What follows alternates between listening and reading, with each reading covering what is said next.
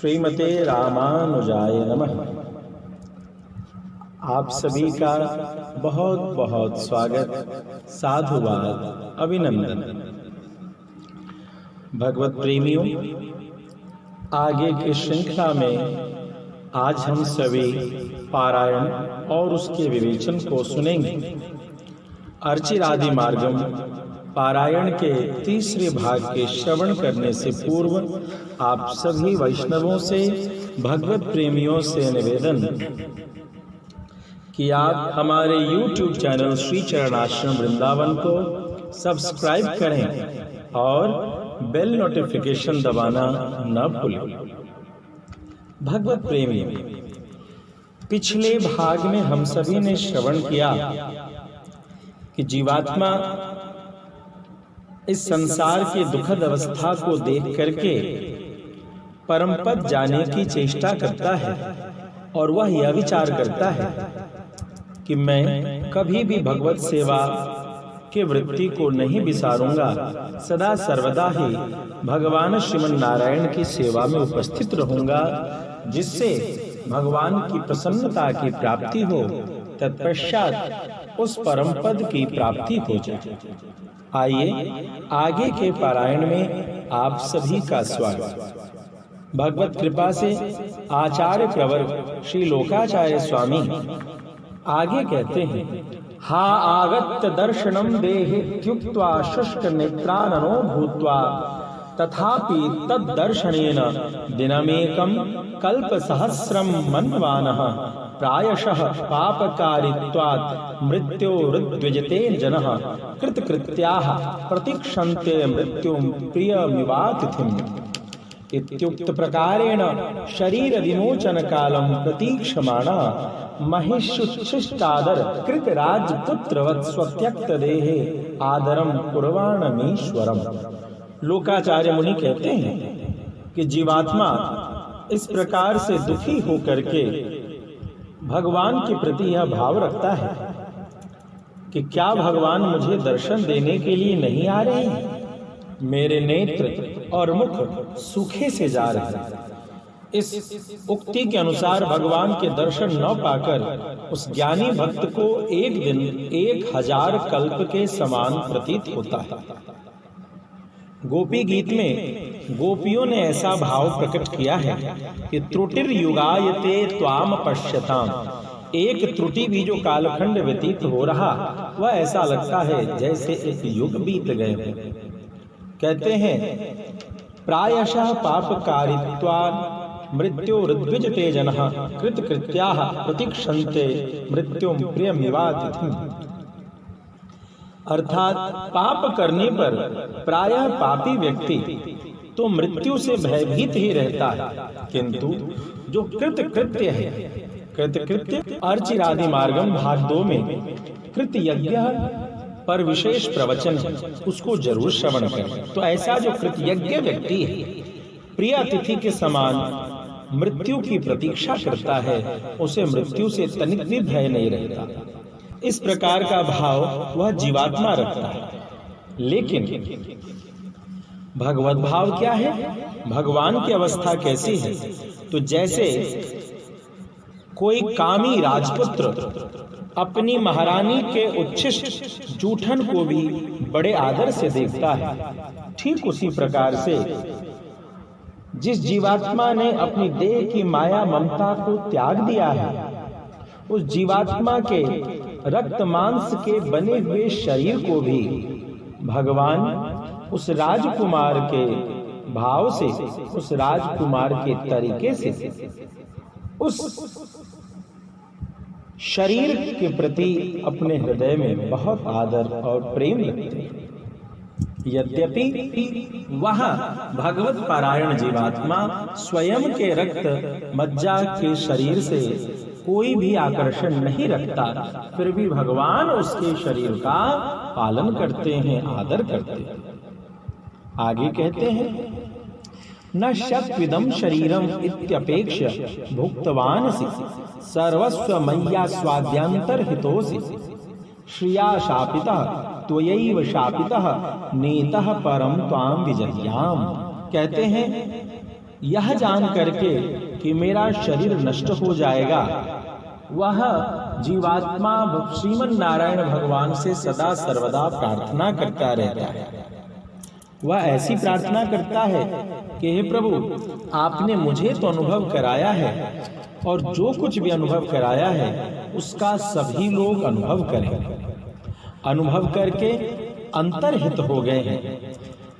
वह जीवात्मा कहता है, लक्ष्मी की शपथ, हे प्रभु, आप स्वयं श्रीमन नारायण भगवान की शपथ, देखो आपको अब कहीं और दूर नहीं जाने दूंगा। आगे कहते हैं, इत्यवरुध्य यथा प्राप्नुयात् तथा परम भक्तिं प्राप्य अथवा भक्त्य विवृद्धिं विना विनोक्ति मात्रेण वीययद्वा मदीयं जन्म नह्यनृतम् यदा विष्णु चित्तार्य उचितैरुपायैः स्वदेव माकारयेत् तदा पश्येयम् इत्याद्युक्त प्रकारेण अमोघं सिद्धोपायं मार्गं ज्ञात्वा भागवतस्य विलक्षण समाश्रयणं प्राप्य विशद ज्ञानोर्चिरादि मार्ग विरोधी दोष रहिता निर्दोषस्तिष्ठति। अर्थात श्री षटकोप अलवार की बातें कि इस प्रकार की संपूर्ण उक्ति के अनुसार जैसे किसी धनवान व्यक्ति का पुत्र भागने की इच्छा करे और वह अपने पुत्र को सभी प्रयासों से बांध करके रोकने की कोशिश करता है, ठीक उसी प्रकार से वह ज्ञानी भक्त भी परमा भक्ति के वश में होकर यह संकल्प करता है कि मैं सभी प्रकार से भगवान को अपनी चेष्टा से ही जानकर अनुभव करूंगा, उन्हें कहीं और नहीं जाने दूंगा। इस प्रकार मन में भावोदय होने पर प्रेम से उन्मत्त हो पड़ता है। श्रीमद् भागवत में तत्संबंधित एक भाव आया है कि सकल भुवन मध्य निर्धनास्ते धन्या निवसत हृदयेषां श्री हरिर्भक्तिरेका हरिरपि निज लोकं सर्वथा तो विहाय प्रविशति हृदि तेषां भक्ति सूत्रोपनद्धा। अर्थात सारे भुवन में, 14 भुवन में वह निर्धन बड़ा ही धन्यवाद है। वह निर्धन का जीवन ही धन्य धन्य है जिसके हृदय में भगवान की भक्ति। क्यों? जिसके हृदय में एकमात्र भगवान श्रीमन नारायण की भक्ति विराजित होती है, उसके हृदय में भगवान भक्ति सूत्र में बंद करके परमात्मा उसके हृदय में परमपद वैकुंठ का भी त्याग करके उपस्थित हो जाते हैं। उसी भाव को लोकाचार्य स्वामी यहाँ कहते हैं कि वह भगवत भक्त भगवान को भक्ति के सूत्रों से बांध करके कहता है कि अब कहीं और नहीं जाने दूंगा। श्री लोकाचार्य स्वामी जी मुक्ति लाभ में भक्ति योग नामक उपाय की उत्पत्ति और वृद्धि क्रम का वर्णन करके इसके बाद शरणागति का वर्णन करते हैं, अथवा भक्ति योग का मार्ग त्याग करके श्रीमद् भगवत गीता में जो चरम श्लोक है, सर्वधर्मान परित्यज्य मामेकं शरणं व्रज अहम त्वा सर्व पापेभ्यो मोक्षयिष्यामि मा शुचः।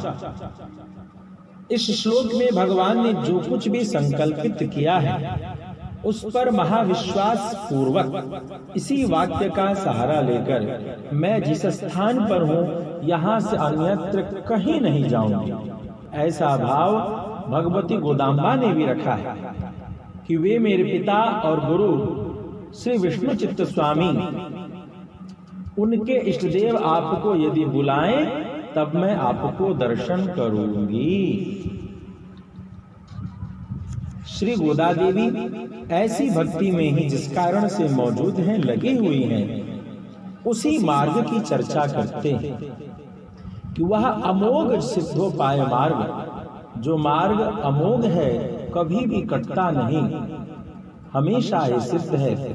इस मार्ग को जान करके भागवतों के विलक्षण आश्रय को प्राप्त करके, शरणागतों की सन्निधि को प्राप्त करके, जीवात्मा का स्वरूप ज्ञान अर्जन करके निर्दोष भाव संसार में रहना होगा। ऐसा भाव भगवत परायण भक्तों को करना चाहिए। ध्यान देंगे, भगवती गोदाम्बा के ही भाव माता शबरी में भी दिखते हैं कि वे श्री राम की उपासना में अपनी कुटिया से कहीं दूर नहीं जाते। ठीक इसी प्रकार से माता अहिल्या के भी जीवन में भी यही भाव दिखा। श्रापित होने के बाद भी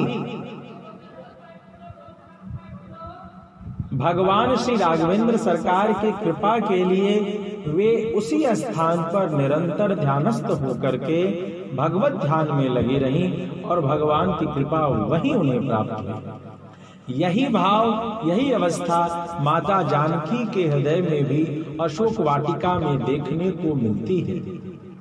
नाम पाहरु दिवस निसी, ध्यान तुम्हार कपाट, लोचन निज पद जंत्रिता, प्राण जाहि के ही बाट। आगे कहते हैं, अस्य शरीरावसान काले सर्वेश्वरः यदायं स्वचरणयोः नतमस्तकः तदा प्रभृति ऋणं प्रवृद्धमेव मद्दासानां किं कुर्यामित्येव प्रतीक्षमाणो वर्तसे। अर्थात शरणागत के शरीर त्याग करने का समय आने पर भगवान कुछ चिंतन करते हैं। भगवान क्या चिंतन करते हैं? ऋणम प्रवृद्धमेव, जैसे कोई ऋण चक्रवृद्धि ब्याज के आधार पर बढ़ता ही चला जाता है, वह ऋण जल्दी पूरा करना असंभव सा प्रतीत होता है। बढ़ते हुए ऋण के समान भगवान वह दिन याद करते हैं जिस दिन जीवात्मा भगवान की शरणागति को प्राप्ति करता है, और भगवान उस ऋण के भाव में ऐसा विचार करते हैं कि मैं अपने दास के लिए क्या करूं। इस प्रकार चिंतित रहते हैं। भगवान स्वयं को जीवात्मा की शरणागति के कारण बहुत बड़ा ऋणी मानते हैं। कहते हैं, इत्याद्युक्त प्रकारेण प्रत्युपकारमन्विष्य तमप्यलभमानः किं कर्तव्या मूढ़ा कैंकर्य स्वीकर्तुं निश्चित्य उन्मीलत दंत सर्पवत् संसारस्य अपुनरंकुरं मूले छिन्नेऽपि स्वोप्युत्थाय दशति किमित्यति शंकया उचित देशं गमयितुं कृतनिश्चयः। भगवान ऐसा चिंतन करते हैं कि इस व्यक्ति ने शरणागत होकर मेरा महान उपकार किया है और उस उपकार के बदले प्रत्युपकार का अनुसंधान करने लगते हैं, किंतु भगवान श्रीमन नारायण को शरणागति रूपी उपकार के प्रति उपकार के बदले कोई प्रत्युपकार कहीं नहीं मिलता। ध्यान देंगे, श्री हनुमंतलाल जी महाराज के प्रति श्री रामचरितमानस में भगवान श्री राम ने बहुत ही सुंदर उक्ति कही है, प्रति उपकार करूं का तोरा सन्मुख होई न सकत मन मोरा। भगवान स्वयं को निरुत्तर मान बैठते हैं और इसके पश्चात भगवान मन में यही सोचते हैं कि वैकुंठ में ही इसके द्वारा की गई नित्य सेवा को मैं स्वीकार करके इसका प्रत्युपकार कर सकूंगा, यह निश्चय करके। जैसे सर्प के विषैले दांतों को तोड़ देने पर फिर उसका विष कभी नहीं निकलता। एक तो तरीका है कि सर्प दंश से पीड़ित व्यक्ति के विष को उतारा जाए, और दूसरा तरीका है सर्प के दांत को ही तोड़ दिया जाए। तो पहला तरीका तात्कालिक है, लेकिन जो दांत तोड़ने का तरीका है यह स्थायी परिणाम देने वाला है। ठीक इसी प्रकार से संसार का अंकुर भी न रहे, इसलिए भगवान उस शरणागत के संसार बंधन रूप मूल का उच्छेदन करने की इच्छा करते हैं। वैसा होने पर भी जैसे मृत शरीर को देखकर या शव उठकर मुझे कहीं काट न ले, इस प्रकार लोग बड़े सशंकित रहते हैं, उसी प्रकार इस ज्ञानी मुमुक्षु शरणागत को संसार में रखने से संसार की सन्निधि होने के कारण नाना प्रकार के सांसारिक दुर्गुण इस पर आक्रमण करेंगे। भगवान इस प्रकार का चिंतन करते हैं। इस प्रकार अत्यंत सशंकित हो करके, जैसे कोई व्यक्ति किसी मरे हुए शव को देख करके भयभीत होता है कि यह कहीं प्रेत के रूप में या किसी प्रकार से पुनः जीवित न हो, ठीक यही भय भगवान को अपने शरणागत भक्त के प्रति उसके संसार बंधन से शंका उपस्थित करता है, और इसी कारण भगवान उसे संसार मंडल की सीमा के बाहर पार्षदों के रहने योग्य वैकुंठ लोक में साथ लगाकर ले जाने के लिए दृढ़ संकल्पित करते हैं। आगे कहते हैं, तदर्थम त्वरन एतस्याभिनिवेशो यथा गोष्पदे स्यात् तथा महाभिनिवेशशाले क्षण कालमपि विलंबम अकुर्वाणः। श्रीमन नारायण भगवान के चरण प्राप्त करने के लिए भक्त के प्रयास के अभिनिवेश का जो परिश्रम है, उसे गाय के खुर के समान छोटा सा प्रयास मानना चाहिए, और उस भक्त को वैकुंठ ले जाने के लिए भगवान की जो प्रयास है, उनके जो पुरुषार्थ हैं, उसका परिश्रम माने तो समुद्र है। उसी प्रकार भगवान का अभिनिवेश, भगवान का पुरुषार्थ अत्यंत संवर्धित होता है, एवं तब से उक्त भक्त को भगवान एक क्षण के लिए भी त्याग कर दूर नहीं रहते हैं, भगवान तो उसके साथ ही रहते हैं। आगे कहते हैं, यथा चक्रवर्ती वशिष्ठ वामदेवादिना हूय तैस्साकं स्वतनुजाभिषेक विषयकं मनोरथमाविश्चकार, तथा नित्य सूरी नाहूय मार्गमलं चिकीर्षुः अलंकार विधिं कृत्स्नं कारयामास विष्मनि इत्युक्त रीत्या गृहमलंकृत्य। जैसे भगवान श्री रामचंद्र जी के राज्याभिषेक के निर्णय होने के पश्चात महाराज चक्रवर्ती सम्राट महाराजाधिराज दशरथ ने वशिष्ठ वामदेव आदि ऋषिगण मुनिगणों को बुलाकर उनके द्वारा अभिषेक में प्रवृत्त, उनके द्वारा अभिषेक कराने में तत्पर हुए थे। उसी प्रकार श्री वैकुंठनाथ भगवान भी वैकुंठ में स्थित पार्षद गणों को बुलाकर वैकुंठ जाने के मार्ग का श्रृंगार करने के लिए आज्ञा देते हैं, और वैकुंठ मार्ग को श्रृंगारित कराने के लिए प्रेरित करते हैं। जिस प्रकार से महाराज दशरथ राज्याभिषेक के उत्सव की तैयारी के लिए अपनी अयोध्या के महलों के अलंकार के समस्त विधि संपन्न कराने की आज्ञा देते हैं,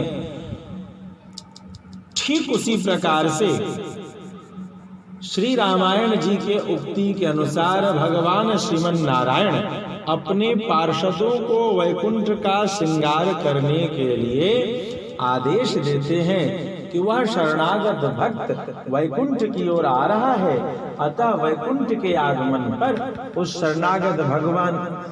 शरणागत भक्त के आगमन पर वैकुंठ को पूर्ण रूप से श्रृंगारित किया जाए, ऐसा आदेश निर्गत करते हैं। आगे कहते हैं, अनादि कालोपार्जितानि एतत् कृताचार्य समाश्रयन् काल प्रभृति प्रतिहत शक्तिकतया विनष्ट कल्प स्वरूपाणि क्वचित् कोणे निलीनानि कर्माणि अनुकूल विषये प्रतिकूल विषये च वरुणमुद्दिश्य चापे आरोपितं शरं मरुकान्तार इव संक्रमय्य नरके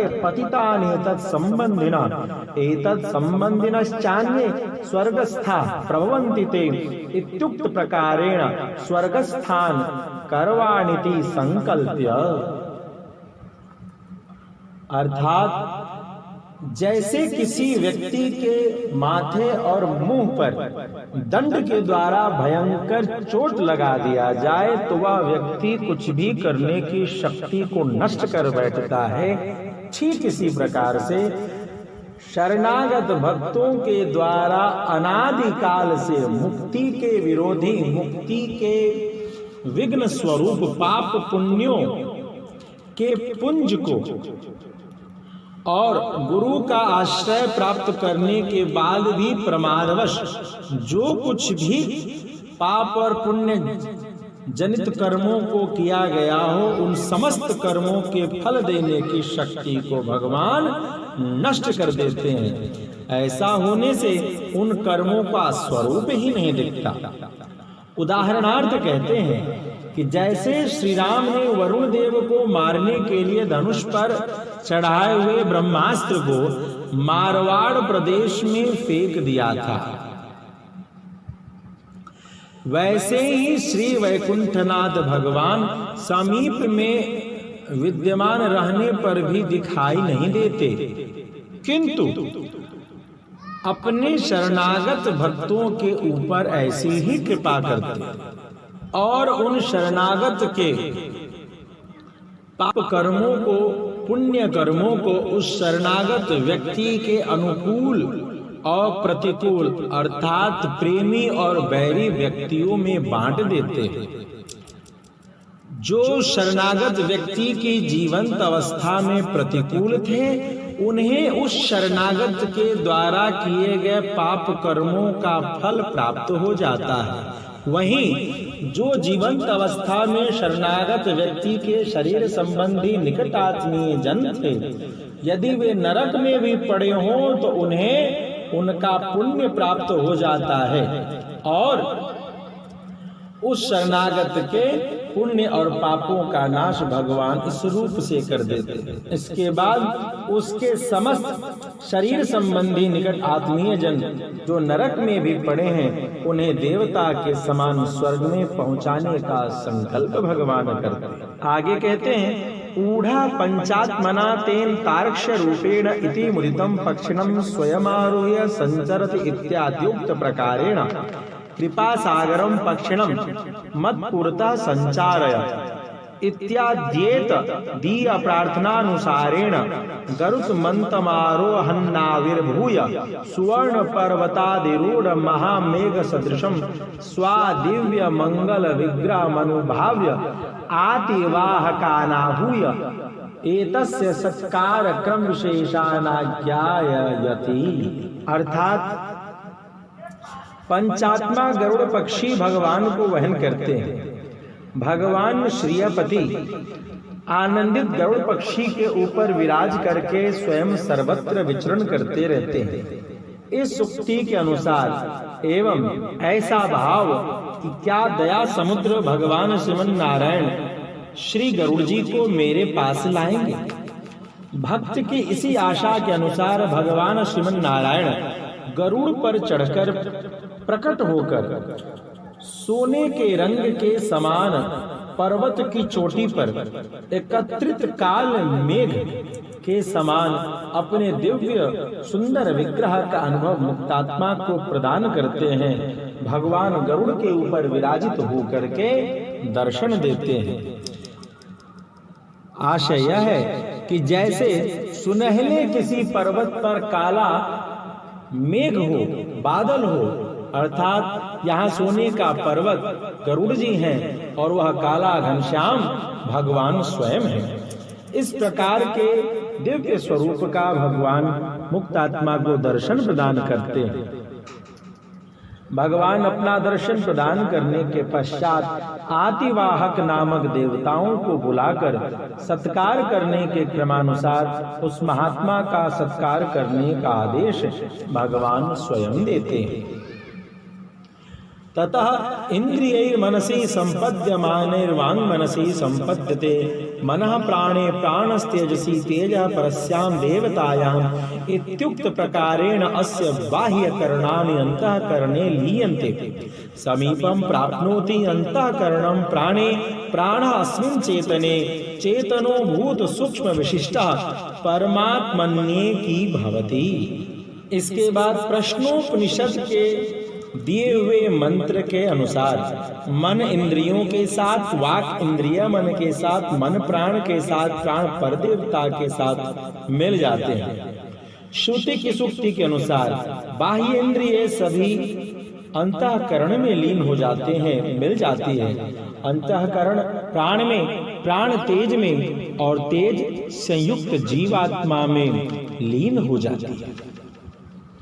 आगे कहते हैं, अनंतरम यथा घर्म काले रविकिरण तप्तः सच्छायं वृक्षमाश्रित्य शांत शमो भवति तथा संसार दुख तप्तोयं वासुदेव तरुच्छायामाश्रित्य शांत शमो भवति। बाद में ग्रीष्म काल में गर्मी के समय सूर्य किरणों से तपित व्यक्ति को जैसे घनी छाया वाले वृक्ष आश्रय प्रदान करते हैं जिससे कि उसके शरीर का ताप शांत हो जाता है, ठीक वैसे ही संसार रूपी सूर्य के ताप से तपित वह ज्ञानी मुमुक्षु जीव वासुदेव रूपी वृक्ष की छाया का आश्रयन कर विश्राम प्राप्त करता है। श्री रामचरितमानस में लिखा है, दैविक भौतिक तापा राम राज का होई नहीं व्यापा। आगे कहते हैं, तिरुक्कोवलुरुगमन समये श्री परकाल सूर्णा स्वाभिमत दिव्य देशे सर्वेष्वपि स्वचरणौ गीत्वा इत्युक्त प्रकारेण लोक विक्रांत चरणौ यथा पाथेयम भूताम तथा प्राण प्रयाण पाथेयम पुंडरीकाक्ष नाम संकीर्तनामृतम इत्युक्त प्रकारेण द्वयोच्चारणं पाथेयम भवति। अर्थात श्री परकाल स्वामी जी के तिरुक्कोवलूर नामक दिव्य देश में जाते समय समस्त दिव्य देशों में आपके दोनों चरणों का कीर्तन करके इस उक्ति के अनुसार त्रिलोकी का अतिक्रमण करने वाले वामन भगवान के दोनों चरण जैसे उनके पाथेय बने थे। पाथेय का तात्पर्य मार्ग व्यय होता है। परकाल स्वामी जी की इस यात्रा में जैसे भगवान वामन के दोनों चरण का भजन ही उनके मार्ग का व्यय बना था, ठीक उसी प्रकार से पुंडरीकाक्ष भगवान का नाम संकीर्तन रूपी अमृत ही पाथेय होता है। इस उक्ति के अनुसार उस ज्ञानी मुमुक्षु शरणागत का द्वयो मंत्रोच्चारण जप ही पाथेय है। द्वय मंत्रोच्चारण नामक पाथेय ही वैकुंठ यात्रा का मार्ग व्यय है। एतेन प्रतिपद्यमानाः देवयान पथा सर्वे मुक्ति मार्गाभिलाषिणः इत्युक्त प्रकारेण अर्चिरादि मार्ग एव महामार्गो भवति। कहते हैं, जो जीव मुक्ति मार्ग में जाना चाहते हैं, जो जीव उस परम पद की मार्ग में जाना चाहते हैं, वे इस देवयान मार्ग से यात्रा करते हैं। इस उक्ति के अनुसार अर्चिरादि मार्ग ही उनका महामार्ग है और इसी मार्ग के द्वारा वे उस परम पद की ओर यात्रा करते हैं। आगे के पारायण में हम सभी जीवात्मा किस प्रकार से वह मुमुक्षु शरणागत किस प्रकार से परम पद की ओर यात्रा करता है, आगे के रहस्यों का हम सभी श्रवण करेंगे। अर्चिरादि मार्ग भाग 4 को जरूर सुनेंगे।